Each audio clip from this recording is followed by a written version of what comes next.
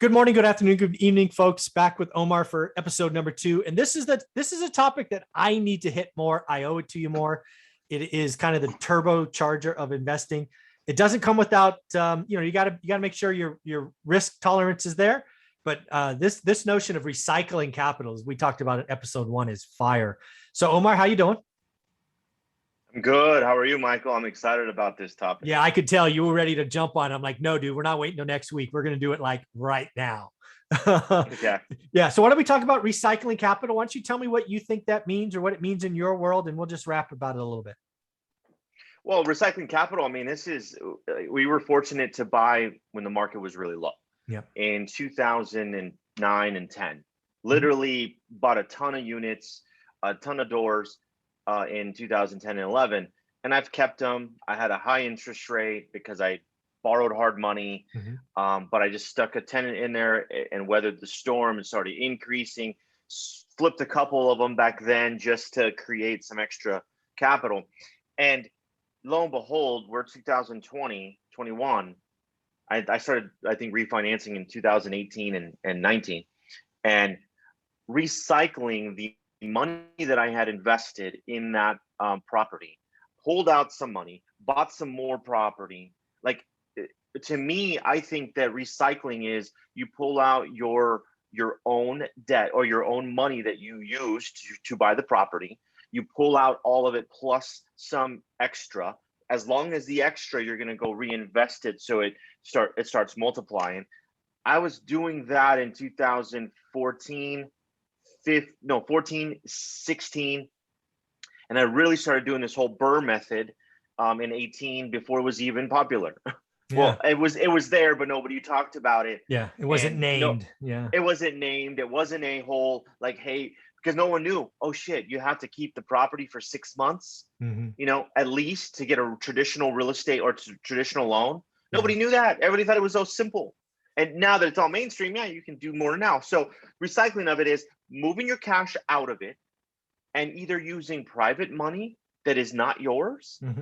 And then you have all of your cash. This is what I've literally, and I'm sure you have too, been doing I'd say the last 3 years.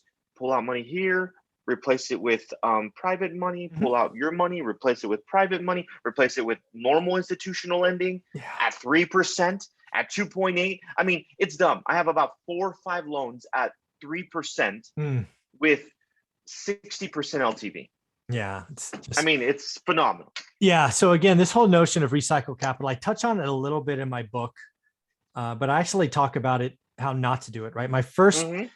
So again, right, I come into this real estate journey after losing 150 grand in the stock market. I've got 40,000 bucks. That 40,000 bucks is gone in 3 deals, right? 20 grand, 10 grand, 10 grand. I got nothing left, right? I'm stuck. I could probably, at that time, we probably could have saved up a down payment for a 4th house in 18 months, maybe 24. It would have been a long time.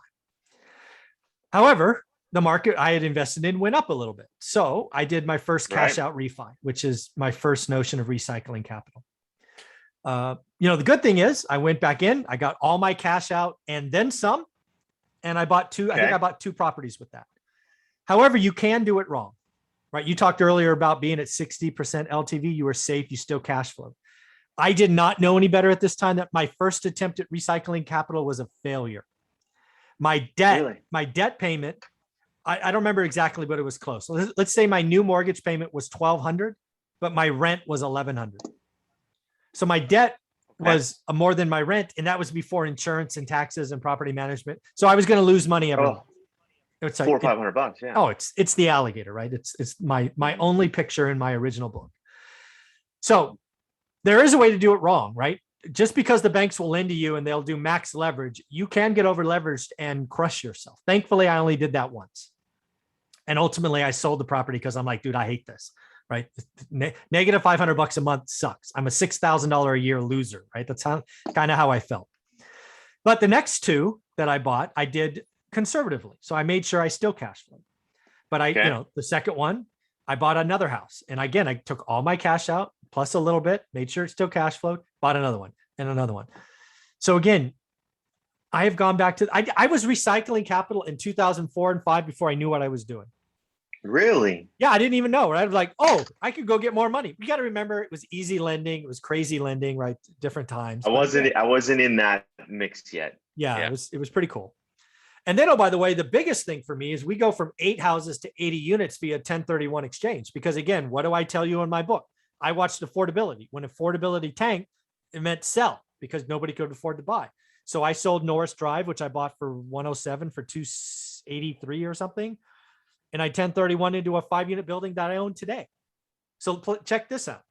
That building, whatever it is, let's say it was 250 grand. I did like a 50% mortgage because that was the equity that rolled off the house into the unit. Right. I eventually paid it off over time. What am I doing today?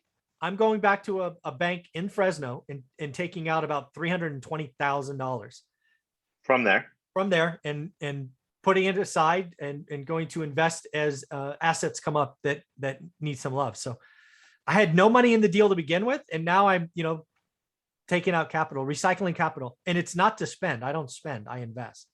So yeah. And again, like you, what have I been doing the last 2 years? I sold off bad performers, raised cash. I refied debt. Before we left, we laddered up our fourplexes and paid off houses. Recycling capital is very powerful, needs to be done safely. It does. And I have a question for you. You refinanced, paid off. Now, I want everybody to hear this because you paid off debt on other houses. I did. Now, were they high interest rates or were they low? Well, I was doing, yeah, they were high, right? They were most of them were probably private money. They were 10%. Fives. No, okay. They were 8 or 10. They were big ones. Okay. Yeah, but these were on 2010 prices, right? So they're tiny loans, big interest. Right. Okay. Right. Yeah. But as we were getting ready to retire, or I was getting ready, Olivia was already out, we had experienced the crash. So I created what was my blank pile. Right. I wanted to have, I don't know, pick a number, 25 houses free and clear. Because if the world ends, right, you can take all this other stuff, but you're not going to touch those 25. Right. So I did that on purpose. It wasn't really about interest or payments. It was about having a pile of stuff that in theory no one can take. And yes, before you ask, I know there's property taxes and all these other things. That's normal. Be clear, right? I can, rents could get cut in half and I'm going to be okay on that pile of stuff. Right. So that was why. Because again, I don't need to be bigger. I don't need to get the private jet. I don't need these other things. I'm about helping people in the morning, being done by 10 o'clock and enjoying the rest of my day with Olivia, right? So I have a pretty good life because I'm conservative.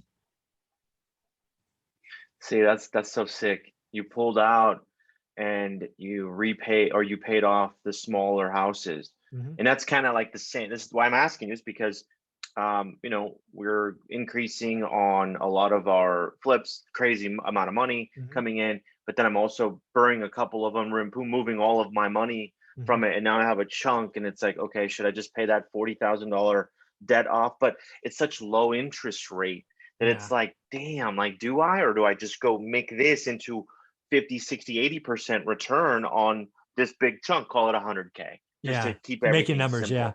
Yeah. For me, it was what's the goal? The goal for me at the time of paying those off was I want to have a pile of stuff that no one can touch. So that meant I had to take, let's just use 100 grand and pay off some debt so I could have assets that no one can touch.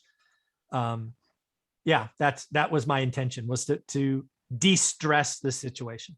Now, oh, by the way, if I wanted, I can go back to those 25 houses and, I can take a lot more debt. I'm going back to a couple of things I own and raising cash that way. But again, it's about recycling capital, right? I'm getting interested on one 5-unit at 4.1, I think.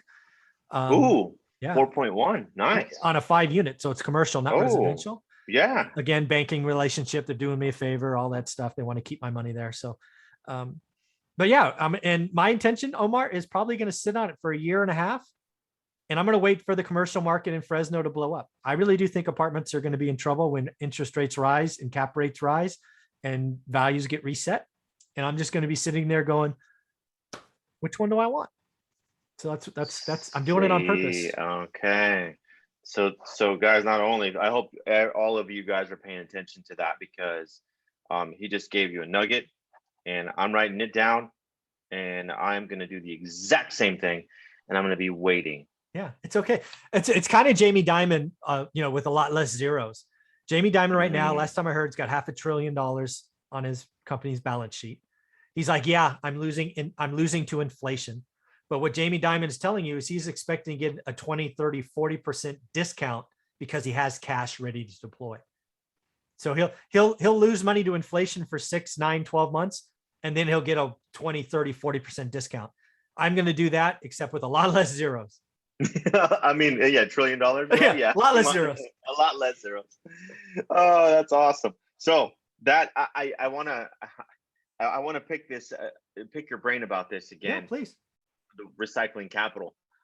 This is awesome when you're telling me that, you're getting ready because the commercial aspect of it, or the commercial units, are going to get hit a little bit. I think so. I don't think they're going to get hit crazy, but they'll get hit. And when that does happen, yeah, we'll get 20, 30, 40% discount. Yeah, because you have the cash. And then now, and then, oh, by the way, yeah, if you have the cash, and then, oh, by the way, because I did this last time, we bought 80 units of distressed apartments last time. About 2 to 3 years later, because turning an apartment building is a lot harder than turning a house, right? Because you have to recycle multi-tenant cycles. But 3 or 4 years later, guess what? We will recycle the capital again. See, that's so damn smart. That's that's going to increase your doors immediately. And then now, you'll be my goal is to get to 200 doors, Michael. There you go. I got the teacher right here. So Let's go. Let's go. I give my playbook away. I'm buying houses right now because I think they're going to become unaffordable, which in my market goes from 40 to 22, 23, which means they go up about 50%. I'll sell again, be ready to move into apartments. And yes, I'll pay the tax. If my stuff gets unaffordable, I'll still pay the tax. I would prefer to 1031, but if I can't, I'm not going to do a bad deal. But yeah, this is exactly what I'm doing. Raising cash, locking in cheap debt, because I want to deploy it into multifamily in 18 to 24 months. Oof, this is good. All right, I like this. This is awesome. I'm excited about this. I'm glad that we picked this topic, because this is so everybody that's out there listening, recycle that capital, remove your investment out of it as appreciation goes up, borrow that money, and or replace it with the with private money as well, different interest rate, and now you keep your money, so then you can make your adjustments. Yeah, make more moves. Yeah, and again, real estate goes up over time. Debt has gone down. That's certainly been very helpful, right? When I started buying, it was 7, now it's 3. It's there's a lot of stuff going on, but yeah, recycling capital is been the great turbocharger of our portfolio that I need to talk about some more. So thank you for letting me rap about this. How can people be a part of your world? Guys, follow me. I'm at Omar_Alfaro, or just shoot me a message, 760-559-9945. Thank you, buddy. Take care of yourself. You're welcome.